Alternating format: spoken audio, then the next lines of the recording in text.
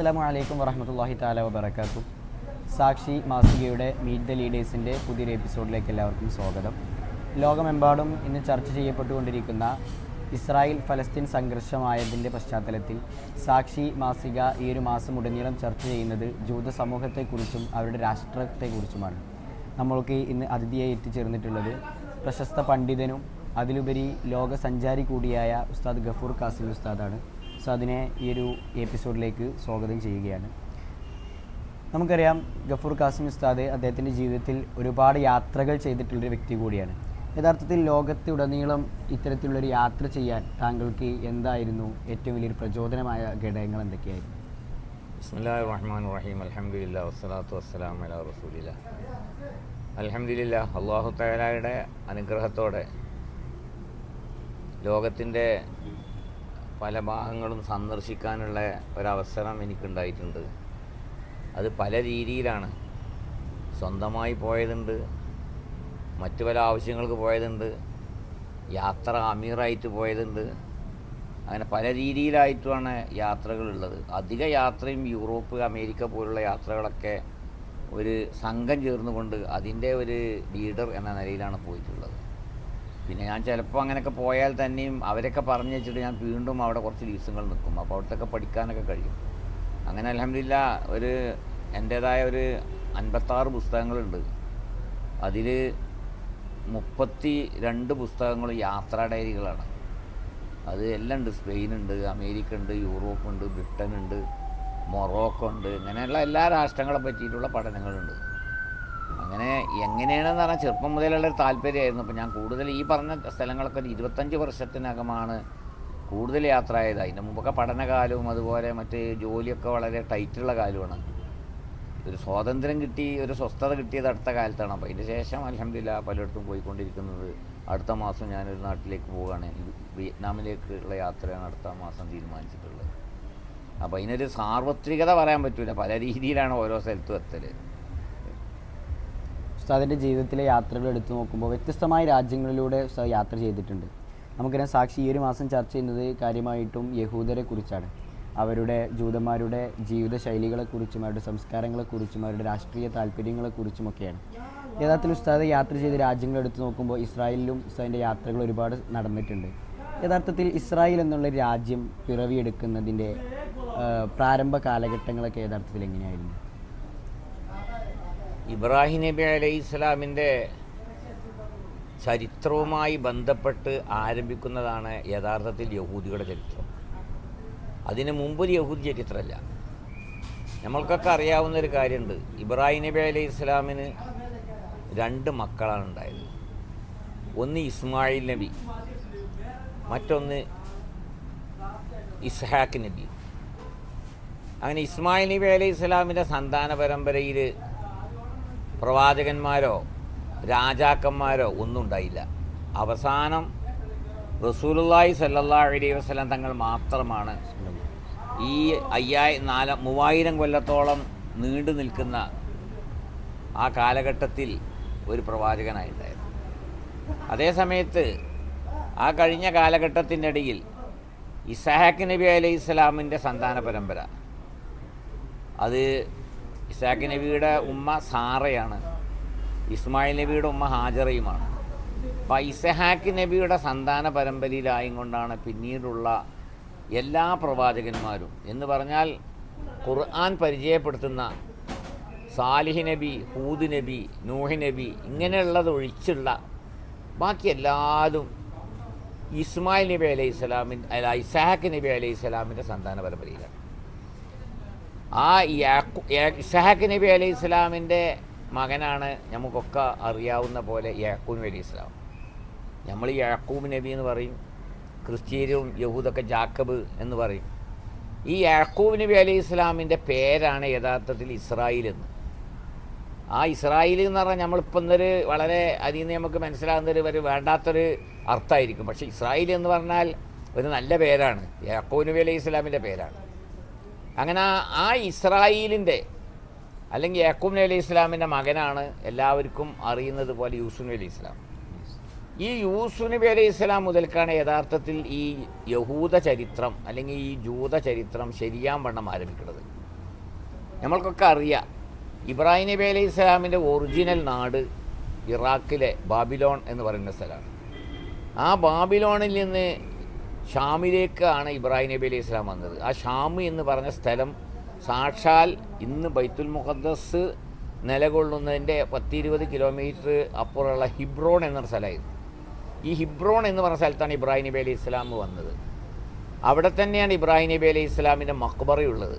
അവിടെ ഹിബ്രോണിലെ ആ പള്ളി, ഹിബ്രോണിലെ പള്ളി എന്ന് പറഞ്ഞാൽ നമ്മൾ മദീനത്തുൽ ഖലീൽ എന്ന് പറയും. അവിടെ 4 അമ്പ്യാക്കന്മാരുടെ ഖബറുകളുണ്ട്. ഇബ്രാഹിം നബി അലൈഹി ഇസ്ലാമിൻ്റെ ഉണ്ട്, ഇസ്ഹാഖ് നബി അലൈഹി ഇസ്ലാമിൻ്റെ ഉണ്ട്, യാക്കൂബ് നബി അലൈഹി ഇസ്ലാമിൻ്റെ ഉണ്ട്, യൂസുഫ് നബി അലൈഹി ഇസ്ലാമിൻ്റെ ഉണ്ട്. അതുപോലെ അവരുടെ ഭാര്യമാരുടെ ഖബറുകളുണ്ട്. അങ്ങനെ ഈ യാക്കൂബ് നബി അലൈഹി ഇസ്ലാമിൻ്റെ മകനാണ് യൂസുഫ് നബി അലൈഹി ഇസ്ലാം. യൂസുഫ് നബി അലൈഹി ഇസ്ലാമിൻ്റെ ചരിത്രമൊക്കെ നമ്മൾക്കറിയാം. യൂസുഫ് നബി അലൈഹി ഇസ്ലാം യഥാർത്ഥത്തിൽ ഈ പറഞ്ഞ ബൈത്തുൽ മുഖദ്ദസിൻ്റെ പരിസരത്തുള്ള ഫലസ്തീൻ എന്ന് പറയുന്ന ആ സ്ഥലത്താണ് യഥാർത്ഥത്തിൽ അവരുള്ളത്. ഖൻആൻ എന്നായിരുന്നു അവരുടെ നാടിൻ്റെ പേര്.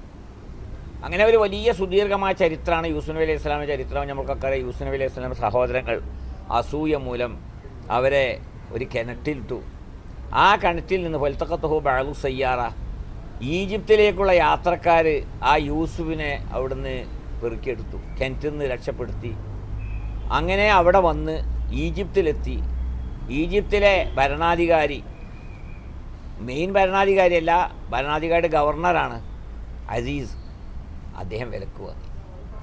അവിടെ മുതലാണ് യഥാർത്ഥത്തിൽ യഹൂദികളുടെ ചരിത്രം ശരിക്കും ആരംഭിക്കുന്നത്. അതെന്താണെന്ന് പറഞ്ഞാൽ യൂസുഫ് നബി അലൈഹി ഇസ്ലാം അവിടെ മെല്ലെ മെല്ലെ ചെറിയ ജോലിയിലായി, പിന്നെ ഭക്ഷ്യമന്ത്രിയായി, കയറി അവസാനം ഈജിപ്തിലെ ഭരണാധികാരിയായി. അതും തന്നെ അല്ലാഹു തആല ഓരോരോ നിമിത്തമാക്കുന്നതാണ്. ശരിക്കും പറഞ്ഞാൽ ഈ സ്ഥലത്ത് എന്നും ഫറോമാരെ ഭരണമാണ് ഈ പറഞ്ഞ ഈജിപ്തിൽ. അതിലൊരു 100 കൊല്ലക്കാലം മാത്രമാണ് ഈ അമാലിക്കത്തിൻ്റെ ഭരണം ഉണ്ടായിരിക്കുന്നത്. ആ കാലഘട്ടത്തിലാണ് യഥാർത്ഥത്തിൽ യൂസുഫ് നബി അലൈഹി ഇസ്ലാം ഭരിക്കുന്നത്. അതൊരു ചരിത്രപരമായിട്ട് നമ്മൾ മനസ്സിലാക്കേണ്ട കാര്യമാണ്. അവിടെ എന്നും ഈ ഫറോമാരാണ്. ഫറോമാർ റംസീസ് അവൽ, റംസീസ് സാനി എന്ന് പറഞ്ഞ ഫറോമാരാണ്. അതിൻ്റെ അടിയിൽ കുറച്ച് കാലം അമാലിക്കത്തിൻ്റെ ഭരണം. ആ അമാലിക്കത്തിൻ്റെ ഭരണത്തിൻ്റെ അടിയിലായി കൊണ്ടാണ് യൂസുഫ് നബി അലൈഹി ഇസ്ലാമിൻ്റെ ഭരണം വരുന്നത്. അങ്ങനെ യൂസുഫ് നബി അലൈഹി ഇസ്ലാം ഭരിച്ചു. മഹാനവറുകൾ അവിടെ നിന്ന് വഫാത്തായി. അവിടെ വലിയ ആധിപത്യമൊക്കെ ഉണ്ടായി. പക്ഷേ കാലക്രമേണ പിന്നെ എന്താണ് സംഭവിച്ചത് എന്ന് പറഞ്ഞാൽ അവർക്ക് ഭരണങ്ങളൊക്കെ പോയി. അവസാനം നമ്മളെ നാട്ടിലൊക്കെ ഉണ്ടല്ലോ മുഗളന്മാരുടെ സന്താന പരമ്പര കൽക്കത്തിയിലൊക്കെ ഓട്ടോറിക്ഷ ഒട്ടി കിടക്കുന്നുണ്ട് എന്ന് പറഞ്ഞതുപോലെ യൂസുഫ് നബി അലൈഹി ഇസ്ലാമിൻ്റെ സന്താന പരമ്പരയിൽപ്പെട്ട ആളുകൾ വളരെ കഷ്ടപ്പാട് സഹിച്ചുകൊണ്ട് ഫറോവമാരുടെ വീടുകളിലെ വെപ്പാട്ടിമാരും വിറക് വെട്ടികളും വെള്ളം കോരികളും വളരെ മോശപ്പെട്ട പണികളെടുത്ത് പീഡനങ്ങൾ സഹിച്ചു കൊണ്ടിരിക്കുന്നൊരു സമയം. ആ സമയത്താണ് യൂസുഫ് നബി അലൈഹി ഇസ്ലാമിൻ്റെ പരമ്പരയിലായും കൊണ്ട് മൂസാ നബി അലൈഹി ഇസ്ലാം അവിടെ ജനിക്കുന്നത്. ആ മൂസാ നബി അലൈഹി ഇസ്ലാം അവിടെ ജനിക്കുന്നു. എന്നിട്ട് വലിയ ചരിത്രമാണ്. ആ ചരിത്രത്തിലേക്കൊന്നും ഇപ്പോൾ പോകാനുള്ള സമയമില്ല, സുദീർഘമായ ചരിത്രം. ആ ചരിത്രത്തിൽ മൂസാ നബി അലൈഹി ഇസ്ലാം ഫറോവയുടെ കൊട്ടാരത്തിൽ വളർന്നുണ്ടായി. അതാളൊരു കവി തന്നെ പറയുന്നു, മൂസല്ലദീ റബ്ബാഹു ഫിർഔനു മുർസലു മൂസല്ലദീ റബ്ബാഹു ജിബ്രീലു കാഫിറു.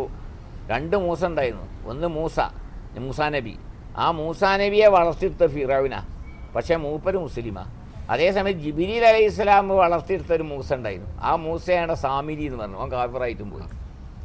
അങ്ങനെ ചുരുക്കി പറഞ്ഞാൽ ഈ ബനി ഇസ്രായേലിയരുടെ മോചനത്തിന് വേണ്ടി എന്ന് പറഞ്ഞാൽ യൂസുഫ് നബി അലൈഹി ഇസ്ലാമിൻ്റെ സന്താന പരമ്പരയിൽപ്പെട്ട ആളുകളെ ഫറോവയുടെ അഥവാ കിബിത്തികളുടെ ആ അക്രമത്തിൽ നിന്ന് മോചിപ്പിക്കാൻ വേണ്ടിയാണ് യഥാർത്ഥത്തിൽ മൂസാ നബി അലൈഹി ഇസ്ലാം നിയുക്തരായത്.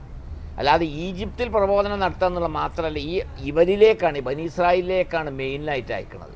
അപ്പോൾ ഫറോവയിലേക്ക് ചെന്ന് കാര്യങ്ങളൊക്കെ ഒരു വലിയ സുദീർഘമായ ചരിത്രമാണ്.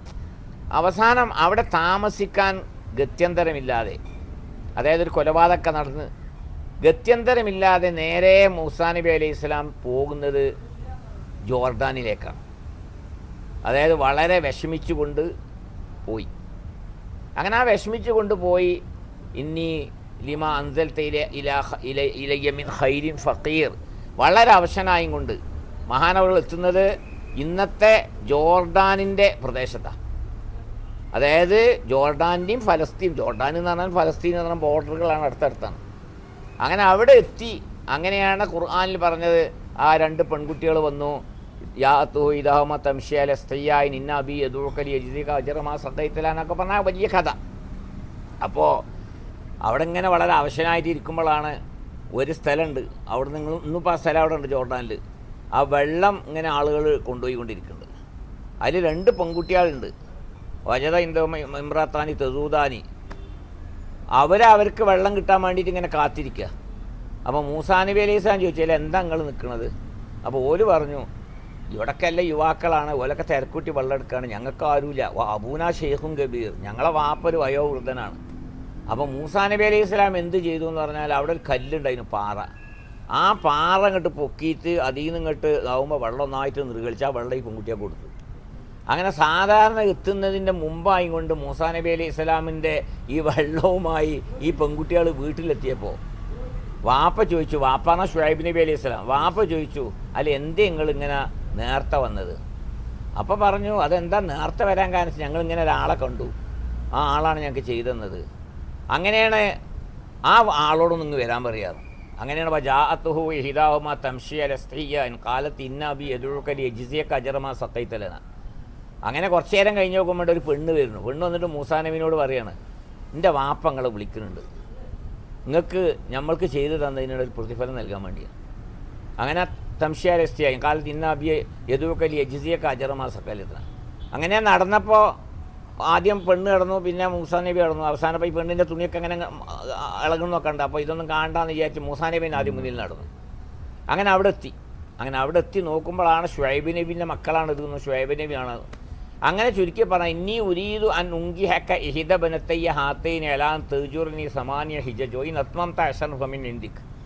അവിടെ മൂസാ നബി അലൈഹി സ്വലാമിനോട് ഷുഐബ് നബി പറയാണ്, ഇവിടുന്നാണ് ഇസ്രായേലിൻ്റെ ചരിത്രം ശരിയായ രീതിയിൽ ആരംഭിക്കുന്നത്.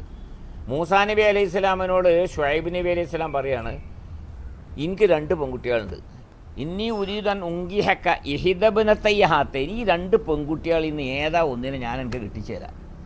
അതിനൊരു മഹർ വേണമല്ലോ. ആ മഹർ എന്താ? അലാ തേജൂറനി സമാനിയ ഹിജജിൻ, 10 കൊല്ലം 8 കൊല്ലം എനിക്ക് മേപ്പ് ജോലി ചെയ്യണം. അവിടെ ആടുകളൊക്കെ ഉള്ള സ്ഥലമാണ്. ഷുഐബ് നബി അലൈഹി സ്വലാം നാട് ഇന്നും അങ്ങനെ തന്നെ വളരെ പച്ച പിടിക്കുന്ന സ്ഥലമാണ്. മഹാനവറുടെ ഖബറുണ്ട് ജോർഡാനിൽ, കിങ് ഹുസൈൻ പാലത്തിൻ്റെ തൊട്ടടുത്തായിട്ടാണ് മഖബറുള്ളത്. അങ്ങനെ ചുരുക്കി പറഞ്ഞാൽ കല്യാണം കഴിച്ചു.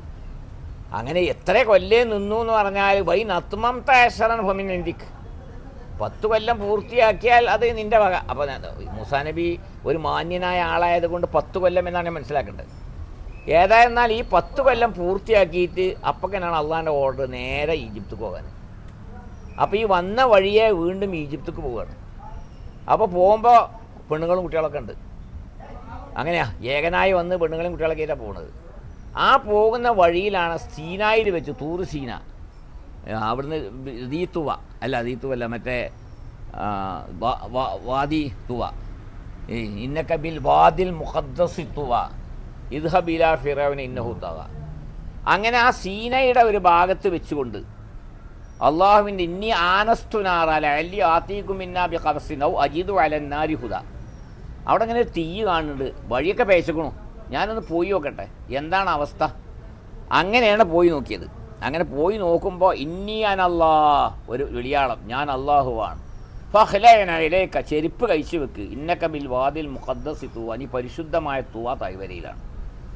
അങ്ങനെ അവിടെ വെച്ചുകൊണ്ടാണ് മൂസാ നബി അലൈഹി ഇസ്ലാമിനിക്ക് വഹി കൊടുത്ത് പ്രവാചകനാക്കുന്നത്. വൽഖി മാഫി യമീനിക തെൽഖഫ് മാ സനഉ ഇന്നമാ സനഉ കൈദു സാഹിർ. അവിടുന്ന് പറയാണ്, മാഫി യമീനിക യാ മൂസ, മൂസാൻ്റെ നബി അലൈഹി സ്വലാമിൻ്റെ കയ്യിൽ ഒരു വടിയുണ്ട്. ആ വടിയാണെന്ന് പറയുന്നു. തോപ്പ് കാപ്പി മ്യൂസിയത്തിൽ ഇവിടെ തുർക്കിയിൽ ഇപ്പോഴുണ്ടാ വടി. എന്താ മൂസയെ വലത്തെ കയ്യിൽ എന്ന് ചോദിച്ചു. കാലഹി അസായ, അത് വടിയാ. അതവക്കവു അലേഹ, ഞാനതിങ്ങനെ കുത്തിപ്പിടിച്ച് കിടക്കുമ്പോൾ അശുബിഹാലാകാനും എൻ്റെ ആടുകൾക്ക് വേണ്ടിയിട്ട് ഇലകളൊക്കെ പൊഴിച്ചു കൊടുക്കുകയും ചെയ്യും. കാല അൽക്കിഹ അൽക്കാഹ, വടി നിലത്തിടുക, അതിട്ടു. ഫൈദായത്ത് ഹയ്യത്തും തുസ്ര, ഭയങ്കര പാമ്പായി മാറും. അങ്ങനെ വലുമും യദക്കയില ജനാഹിക്ക തഹ്റുജു ബൈളാ മിൻ ഗൈരി സൂഇൻ, കൈ ഇങ്ങനെ പിടിച്ചിട്ട് കഷത്തിങ്ങ് വെക്കുക, എന്നിട്ട് ഇങ്ങോട്ട് പുറത്തിങ്ങോട്ട് വെച്ചാൽ കാണാം തിളങ്ങണ്. ഇങ്ങനെ 2 ദൃഷ്ടാന്തങ്ങൾ കൊടുത്തു. ഇദ്ഹബ് ഇലാ ഫിറൗന ഇന്നഹു തഗ വഖൂലാ ലഹു ഖൗലൻ ലയ്യിനൻ ലഅല്ലഹു യതദക്കറു യഖ്ഷ. അങ്ങനെയാണ് മൂസാ നബി അലൈഹി ഇസ്ലാം വളരെ കാലം കഴിഞ്ഞതിന് ശേഷമാണ് ഇങ്ങോട്ട് തിരിച്ചെത്തുന്നത്, ഈജിപ്തിലേക്ക് തിരിച്ചെത്തുന്നത്. അങ്ങനെ ഈജിപ്തിലേക്ക് തിരിച്ചെത്തി അവിടെ ഒരു വലിയ മത്സരം നടന്നു. മൂസാ നബി അലൈഹി ഇസ്ലാമിൻ്റെ ഈ മാജിക് സ്റ്റിക്കും അതാക്കിയപ്പോൾ ഇവരെ കന്തം വിട്ടു. ഈ ഫിറാവിൻ്റെ അടുത്ത് ചെന്ന് കണ്ടത് കണ്ടു. അപ്പോൾ ഫിറാവ് പറഞ്ഞു നമുക്കൊരു മത്സരം സംഘടിപ്പിക്കാം.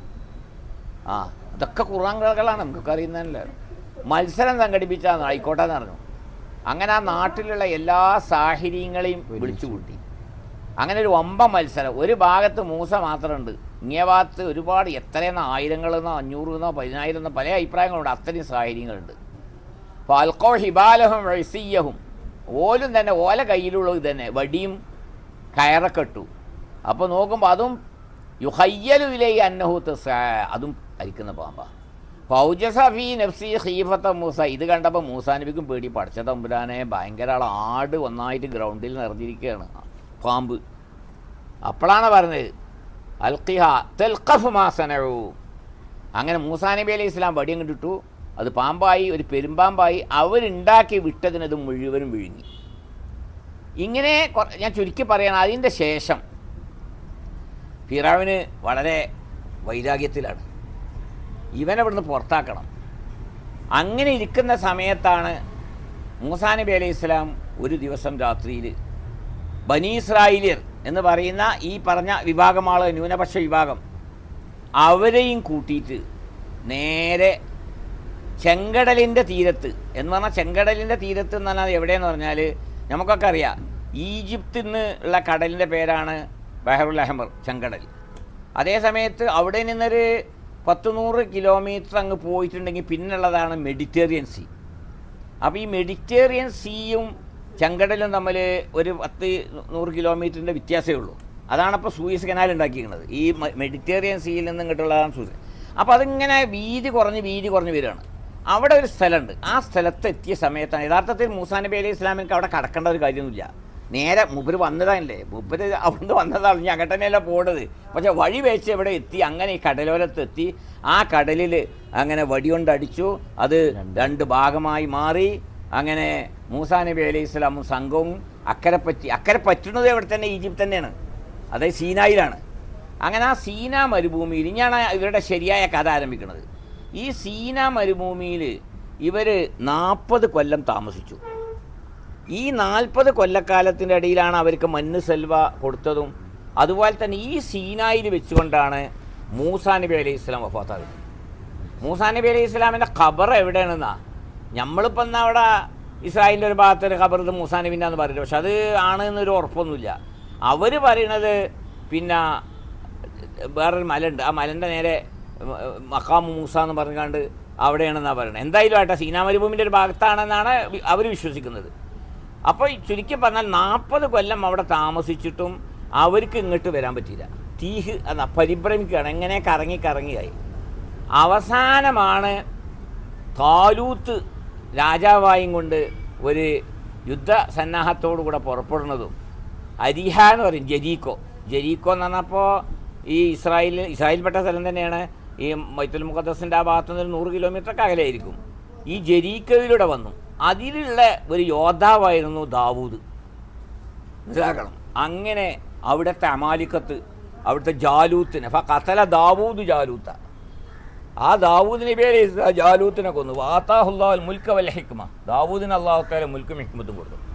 അങ്ങനെ ചുരുക്കി പറഞ്ഞാൽ ലോക ചരിത്രത്തിൽ ആദ്യമായും കൊണ്ട് ഈ താലൂത്തിൻ്റെ നേതൃത്വത്തിൽ പോയി അങ്ങനെ ദാവൂദ് നബി അലൈഹി ഇസ്ലാം ബൈത്തുൽ മുഖദ്ദസിൻ്റെ അധിപനായി. ബൈത്തുൽ മുഖദ്ദസ് അല്ലെങ്കിൽ ജെറൂസലം അത് അധികാരിയായി ഒരു 30 കൊല്ലം ഭരിച്ചു. അതിൻ്റെ ശേഷം 40 കൊല്ലം സുലൈമാൻ നബി അലൈഹി ഇസ്ലാം ഭരിച്ചു. അങ്ങനെ ഈ ഫലസ്തീന് യഹൂദികൾ ആകെ ഈ ലോക ചരിത്രത്തിൽ ആദ്യമായി ഭരിച്ചിട്ടുള്ള ഈ 70 കൊല്ലം. അതിന് മുമ്പും അവർക്കൊരു അധികാരമില്ല, അതിൻ്റെ ശേഷം അവർക്കൊരു അധികാരമില്ല. ചരിത്രം നമ്മൾ മനസ്സിലാക്കേണ്ട വലിയ കാര്യമാണ്. ആകെ 70 കൊല്ലം. ഈ 70 കൊല്ലത്തിന് ശേഷം പിന്നെ എന്തായി എന്ന് പറഞ്ഞാൽ അവരുടെ ഭരണം നമ്മളൊന്നല്ല തകർത്ത്, മുസ്ലിമൊന്നും ചെല്ലപ്പെന്ന് നമ്മളെ നബിൻ്റെ അനുയായികളൊന്നും ഇല്ലല്ലോ. അവരെ തകർത്തത് ആരൊക്കെയാണെന്നാണ്? ഒന്ന് ബുഖ്തുനസറാണ്, വേറൊന്ന് ബാബിൽ ചക്രവർത്തിയാണ്, പിന്നെ തകർത്തതാരാ? റോമക്കാരാണ്. ഈ റോമക്കാർ എന്ന് പറയുമ്പോൾ അന്ന് അവർ ക്രിസ്ത്യാനികളായിട്ടില്ല. റോമക്കാർ എന്ന് പറഞ്ഞ ആൾക്കാർ ക്രിസ്ത്യാനികളാകുന്നത് നബി സല്ലല്ലാഹു അലൈഹി വസല്ലം തങ്ങളുടെ ജനനത്തിൻ്റെ ഒരു 300 കൊല്ലം മുമ്പാണ്. അതുവരെ റോമക്കാർ എന്ന് പറഞ്ഞാൽ വളരെ ബഹുദൈവ ആരാധകരും ഒരുപാട് സങ്കല്പ ദൈവങ്ങളും അതൊക്കെ നമ്മൾ സെൻറ്റ് ബസിലിക്ക ഉണ്ടല്ലോ നമ്മളെ വത്തിക്കാൻ സിറ്റിയിൽ, അവിടെ പോയാൽ ഇപ്പോഴും ആ ക്ഷേത്രത്തിൻ്റെ ഉള്ളിലുള്ള ആ ജാതി ഓരോന്ന് പഴയ ഗ്രീക്കിൻ്റെ ഓരോരോ തത്വസംഹിതകളും അതിൻ്റെ ദേവി ദേവന്മാരുടെ ഫോട്ടോകളൊക്കെ നമുക്ക് കാണാൻ കഴിയും. അങ്ങനെ പിന്നെ ഇവരവിടെ നിന്ന് പറ്റ നിഷ്കാസിതരായി. അങ്ങനെ നബി സല്ലല്ലാഹു അലൈഹി വസല്ലം തങ്ങളുടെ ആഗമന സമയത്ത് ഈ ബൈത്തുൽ മുഖദ്ദസും പരിസര പ്രദേശങ്ങളും ഫലസ്തീനോ അല്ലെങ്കിൽ ഷാം ഇതൊക്കെ ക്രിസ്ത്യാനികളുടെ കയ്യിലാണ്, ഫുള്ള് ക്രിസ്ത്യാനികളുടെ കയ്യിലാണ്. ആ ക്രിസ്ത്യാനികളിൽ നിന്നാണ് നമ്മൾ കൈവയ്ക്കുന്നത്. അപ്പോൾ യഹൂദികളുടെ ഒരു പാരമ്പര്യം ഈ ബൈത്തുൽ മുഖദ്ദസിലില്ല. അവർക്ക് ആകെ അവകാശപ്പെടുന്ന ഒരു പാരമ്പര്യം ഉള്ളത് ഒന്ന് ഒരു വസ്തുത ഉണ്ട്, ഒരു സിയോണിസം എന്ന് കേട്ടുണ്ടാക്കും. സഹിയോൺ അതൊരു കുന്നിൻ്റെ പേരാ. ഈ ബൈത്തുൽ മുഖദ്ദസിലുള്ള ഒരു കുന്നിൻ്റെ പേരാ സുഹിയോൻ. ആ കുന്നിൻ്റെ മുകളിൽ ദാവൂദ് നബി അലൈഹി സ്വലാമിൻ്റെ ഖബറുണ്ട്. അത് ഖബറാകാൻ സാധ്യത, കാരണം യഹൂദികൾ ഇപ്പോഴും അവിടെ അങ്ങനെ തൗറാത്ത് വായിച്ചുകൊണ്ടിരിക്കും. അപ്പോൾ അതുണ്ട്. പിന്നെ മറ്റൊരു അവശിഷ്ടമുള്ളതായിട്ട് അവർ പറയണത് അതൊരു വലിയ ചരിത്രമാണ്. അതായത് സുലൈമാൻ നബി അലൈഹി സ്വലാം അവിടെ ഒരു വലിയ മഅ്ബദ് സ്ഥാപിച്ചിരുന്നു. ആ മഅ്ബദ് ബുഖ്തുനസറാണ് പൊളിച്ചത്. അത് പൊളിച്ചിട്ട് യഥാർത്ഥത്തിൽ ഇറാഖ് കൊണ്ടുപോയി 70 വണ്ടിയിൽ സാധനങ്ങൾ കൊണ്ടുപോയി എന്നാണ് പറയുന്നത്. അതുകൊണ്ട് നാമാവശേഷമാക്കി. ആ നാമാവശേഷമാക്കിയ ആ പള്ളിയുടെ മോഡലിലാണ് പിന്നെ തുർക്കിയിൽ ഹയാ സോഫിയ എന്ന് പറയുന്ന ക്ഷേത്രം അവിടുത്തെ അന്ന് ക്രിസ്ത്യാനികൾ ഉണ്ടാക്കിയത്. പിന്നെ അപ്പോൾ ഹയാ സോഫിയ പള്ളി യഥാർത്ഥത്തിൽ ഇവിടെ ഉണ്ടാക്കിയ ഇവരുടെ ഈ മഅ്ബദിൻ്റെതാണ്. അപ്പോൾ ഇപ്പോൾ യഹൂദികൾ ഇപ്പം എന്താ പറഞ്ഞത് അറിയോ? അന്ന് സുലൈമാൻ നബി അലൈഹി സ്വലാം ഉണ്ടാക്കിയ ആ പള്ളിയുടെ അവശിഷ്ടങ്ങൾ ഇപ്പോഴും ഉണ്ട്. അതിനുവേണ്ടി പോലും ഇങ്ങനെ എപ്പോഴും തുരങ്കങ്ങളൊക്കെ ഉണ്ടായിക്കൊണ്ടിരിക്കുകയാണ്. അതേസമയത്ത് അവിടെ ഒരു വിലാപ്പ മതിലിൻ്റെ മതിലുണ്ട്. അവിടെ ഇപ്പോൾ 967 ശേഷം അവിടെ യഹൂദികളുടെ പ്രാർത്ഥനയാണ്. വളരെ ഭക്തിയോടുകൂടെ അവർ പ്രാർത്ഥിക്കുക. നമ്മളെ നിൽക്കാരം പോലൊന്നുമല്ല. ഓലടുത്ത് ചെന്ന് നിന്നാൽ പോലും ഓല അറിയില്ല. അങ്ങനെ തുള്ളി തുള്ളി തുള്ളി ദുആ ചെയ്യുക. അവിടേക്ക് പോകണമെങ്കിൽ തലമറക്കലൊക്കെ നിർബന്ധമാണ് ഈ പറഞ്ഞ വിലാപ്പ മതിലിൻ്റെ അവിടെ. അപ്പോൾ ഈ വിലാപ്പ മതിൽ ആ മഅ്ബദ് സുലൈമാനിയുടെ അവശിഷ്ടമാണ് എന്നാണ് വിശ്വസിക്കുന്നത്. ചുരുക്കി പറഞ്ഞാൽ ലോകത്തെ എവിടെ നിലനിൽപ്പില്ലാതെ ഇവർ അതായി. പിന്നെന്തായി എന്ന് പറഞ്ഞാൽ നമ്മളാണ് ഭരിക്കുന്നത്. നമ്മൾ ഭരിക്കുമ്പോൾ ഇവർക്ക് സ്വാതന്ത്ര്യം കൊടുക്കുന്നുണ്ട്. നമ്മൾ ഭരിക്കുന്ന സമയത്ത് 40% ഇറാഖിൽ യഥാർത്ഥത്തിൽ യഹൂദികളായിരുന്നു. അതുകൊണ്ടാണ് നമ്മളെ പല മഹാന്മാരും ചരിത്ര കിതാബുകളിലൊക്കെ ഇഹിയിലൊക്കെ പറയും ബഗ്ദാദിലെ കഥ. എന്താ ഈ ബഗ്ദാദിൽ 40% യഹൂദികളായിരുന്നു. അങ്ങനെ ഇവർക്ക് പിന്നെ ലോകത്തൊരു നിൽക്കക്കള്ളില്ലാതെയായി. പല ഭാഗങ്ങളിലും അവർ സ്പ്രെഡായി. ഫലസ്തീനിലേക്ക് യാതൊരു ബന്ധവുമില്ല. ഫലസ്തീനിൽ ബന്ധമുള്ളവരൊക്കെ ആരാണ്? ഈസാ നബി അലൈഹി ഇസ്ലാമിൻ്റെ ചരിത്രമായി. ഫലസ്തീനിലുള്ള നമ്മളെ ചരിത്രം എന്താണെന്ന് പറഞ്ഞാൽ നബി സല്ലല്ലാഹു അലൈഹി വസല്ലം തങ്ങളുടെ ആ മീറാജിൻ്റെ രാത്രിയിൽ പോയതും പിന്നീട് 1000-ലധികം കൊല്ലം നമ്മളവിടെ ഭരിച്ചതും. അതായത് നമ്മൾ ഭരിച്ചു. ഈ ഇവരുടെ കയ്യിൽ നിന്ന് പാത്രിയാർക്കീസാണ് പിന്നെ ഉമർ റളിയല്ലാഹു അൻഹു ആണ് താക്കോലേറ്റ് വാങ്ങിയത്. ഇന്നിപ്പോൾ അവിടെ അതിൻ്റെ അടുത്തന്നെ കനീസത്തുൽ ഖിയാമ, അത് ക്രിസ്ത്യാനികളെ ചർച്ചാണ്.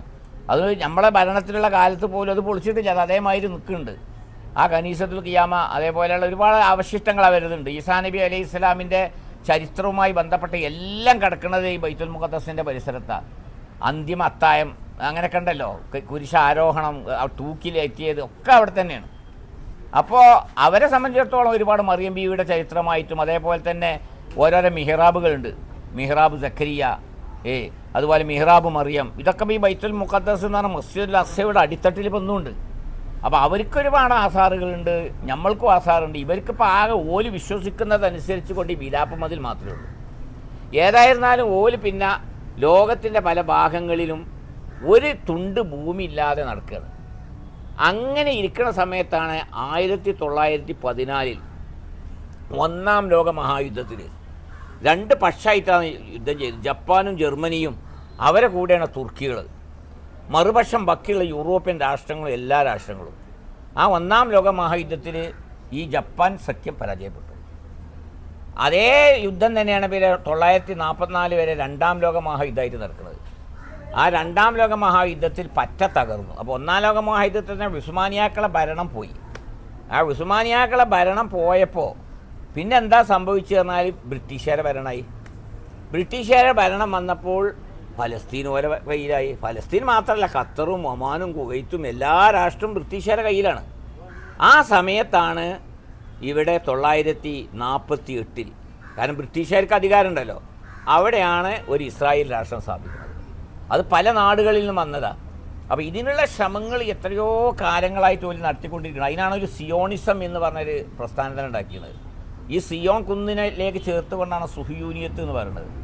അങ്ങനെ ഒരുപാട് കാലത്തെ ശ്രമത്തിന് ശേഷം അവരുണ്ടാക്കി. അവരുടെ 3 അജണ്ടകളായിരുന്നു. ഒന്ന് ബൾഷെവിക് വിപ്ലവം, 1917 ആ സോവിയറ്റ് റഷ്യയിൽ നടന്ന ബൾഷെവിക് വിപ്ലവം, അത് ജൂത സൃഷ്ടിയാണ്. രണ്ടാമതാണ് ജൂതരാഷ്ട്ര സംസ്ഥാപനം. മൂന്നാമതാണ് സ്ഥാപിച്ച ആ രാഷ്ട്രം നെയിൽ മുതൽ ഫുറാത്ത് വരെ വ്യാപിപ്പിക്കുക, വിശാലമായ ജൂതരാഷ്ട്രം. 2 ഒരു നേടി, മൂന്നാമത്തതിനുള്ള ശ്രമമാണ് അവർ നടന്നുകൊണ്ടിരിക്കുന്നത്. അപ്പോൾ ഇസ്രായേലിൽ എന്ന് പറഞ്ഞാൽ ലോകത്തിൻ്റെ പല ഭാഗങ്ങളിലും അവിടെയും ഇവിടെയും സ്പ്രെഡായിട്ട് കടന്നിരുന്ന ആളുകൾ അവരെ ഇപ്പം ഒരുമിച്ച് കൂട്ടിയിരിക്കണം. അല്ലാതെ അവർക്ക് അവിടെ ഒരു പാരമ്പര്യമോ ഒരു പൈതൃകമോ ഒന്നുമില്ല. എന്നൊക്കെ പല ആളുകളും പല ഓല പാരമ്പര്യമാണെന്നൊക്കെ പറയും. എന്ത് പാരമ്പര്യം അവർ പറയട്ടെ, ചരിത്രപരമായിട്ട് പറയട്ടെ.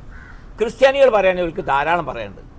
യഹൂദികൾക്കൊന്നും പറയാൻ, അവർക്ക് പരമാവധി പറയാനുള്ളൊരു സംഭവം ഇത് മാത്രമേ ഉള്ളൂ. സുലൈമാൻ നബിയും ദാവൂദ് നബി അലൈഹി സ്വലാം കൂടി 70 കൊല്ലം ഭരിച്ചിട്ടുണ്ട്. ആ കാലഘട്ടത്തിൽ ഒരു മഅബദ് ഉണ്ടാക്കിയാൽ അതിൻ്റെ ചുമരിപ്പടമാക്കിയിട്ടുണ്ട്. ഇതല്ലാത്ത വേറൊന്നുമില്ല. മറ്റുള്ളവർക്കൊക്കെ നമ്മൾക്കൊക്കെ ഒരുപാട് ആസാറുകളുണ്ട്. ബാക്കിയുള്ളപ്പോൾ ഇന്ന് അവിടെ കാണാം മസ്ജിദുൽ അഖ്സയും അതിൻ്റെ പരിസരത്തുള്ള എല്ലാ മുസ്ലിം ഭരണാധികാരികൾ ഉണ്ടാക്കിയതാണ്. ആ മസ്ജിദുൽ അഖ്സ ഇന്ന് കാണുന്നത് വലീദ് ബിൻ അബ്ദുൽ മലിക്കിൻ്റെ കാലത്ത് ഉണ്ടാക്കിയതാണ്. പിന്നെ കുബ്ബത്തു സഹറ, അതൊക്കെ ഓരോ വലിയ വലിയ ചരിത്രങ്ങളാണ്. അപ്പോൾ അങ്ങനെയാണ് ഇവരുടെ ചരിത്രം. അതിന് തന്നെ മെല്ലെ മെല്ലെ ഇവർ ആസൂത്രണം ചെയ്തപ്പോൾ അതിന് നമ്മൾ തന്നെയാണ് അതിന് ഉത്തരവാദി. യഥാർത്ഥത്തിൽ എന്താ ചെയ്തതെന്ന് പറഞ്ഞാൽ മുസ്ലിങ്ങളുടെ അടുത്തുനിന്ന് ഇവരെ സ്ഥലം ഇങ്ങനെ വാങ്ങി. അപ്പം നമ്മളെ ആളുകൾക്കത് മനസ്സിലായില്ല. ഒരു ബൈറൂത്തുകാരനായ ഒരു വലിയ മുതലാളിയുണ്ട്, ഇയാളർന്ന് 1000 ഏക്കർ ആദ്യം വാങ്ങി. അങ്ങനെ മെല്ലെ മെല്ലെ വാങ്ങി. എപ്പോഴും അങ്ങനെയൊക്കെ പലതൊന്നും സംഭവിക്കാൻ പോകുന്നുണ്ട്. പല മുസ്ലിം രാഷ്ട്രങ്ങളിൽ യഹൂദികൾ ഇപ്പോൾ സ്വത്ത് വാങ്ങിക്കൊണ്ടിരിക്കുന്നുണ്ട്. അതേമാതിരിയാണ് തുടങ്ങിയത്. 1948 തുടങ്ങുന്നതിന് മുമ്പ് തന്നെ ഈ സ്ഥലം വാങ്ങൽ തുടങ്ങിയത്. അങ്ങനത്തെ ഒരു അവസ്ഥയാണുള്ളത്. അതാണിപ്പോൾ ജൂതന്മാരുടെ കഥ. എൻ്റെ സംസാരത്തിൽ സൂചിപ്പിച്ചു, വ്യത്യസ്തമായ രാഷ്ട്രങ്ങളിൽ നിന്ന് കുടിയേറി വന്ന് ഒരു രാഷ്ട്രം നിർമ്മിക്കുകയായിരുന്നു. യഥാർത്ഥത്തിൽ ജൂതന്മാരുടെ കുടിയേറ്റം ചെയ്തിട്ടുണ്ട്, ഡയസ്പോറ എന്നൊക്കെ നമ്മൾ പറയപ്പെടുന്നുണ്ട്. ഈ ഒരു സംഭവം അവരുടെ വിശ്വാസത്തെയും സ്വാതന്ത്ര്യത്തെയും എങ്ങനെയാണ് നിർമ്മിക്കുന്നതിൽ യഥാർത്ഥമായിട്ടും പങ്കുവഹിച്ചിട്ടുള്ളത്? അതെ, അവർ ഏത് രാഷ്ട്രത്തിൽ പോയാലും അവർ യഥാർത്ഥത്തിൽ അത് നമ്മൾ കാണേണ്ട ഒരു കാര്യമാണ്.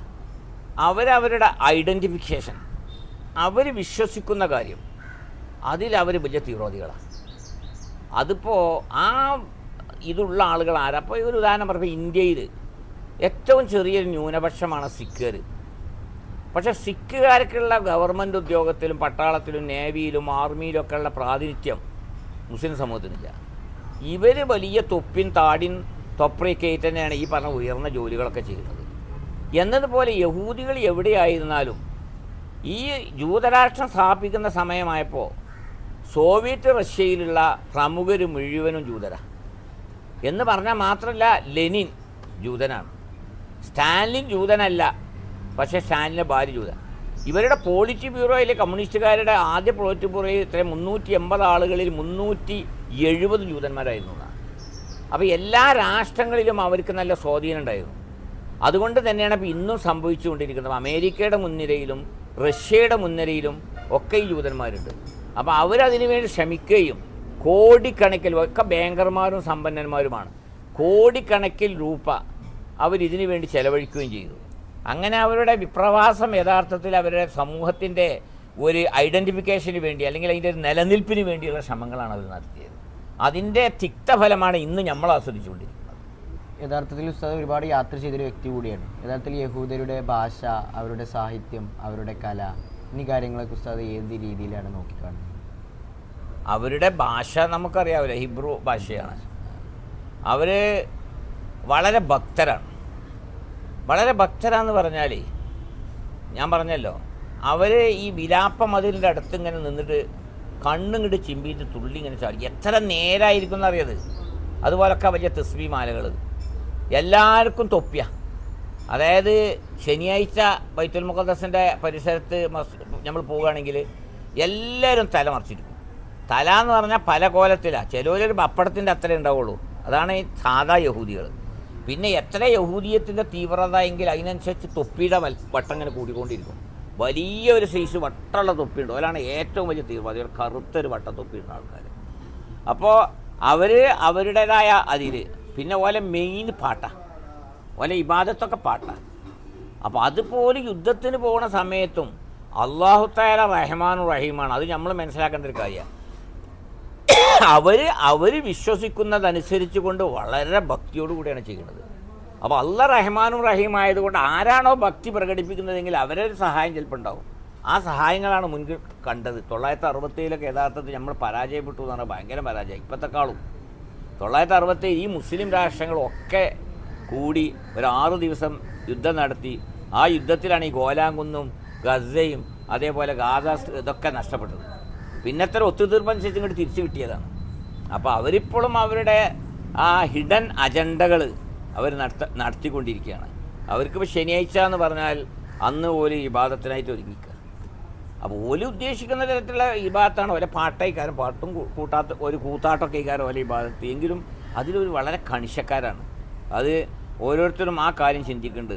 അത് നമ്മളെ സമൂഹമാണ് ചിന്തിക്കേണ്ടത്. ചിലപ്പോൾ അതുപോലെ നമ്മളവിടെ വളരെ മനസ്സിലാക്കേണ്ട കാര്യം, നമ്മൾക്ക് ഫലസ്തീനിലൊക്കെ പോയാൽ ഒരു യഹൂദി ഏതാണ് ഒരു ഫലസ്തീനി ഏതാണെന്ന് ചിലപ്പോൾ വേറിച്ചറിയില്ല. യഹൂദി എങ്ങനെയാണ് മുടി വെച്ചേക്കെന്ന് വെച്ചാൽ അതേമാതിരി തന്നെ ഫലസ്തീനി.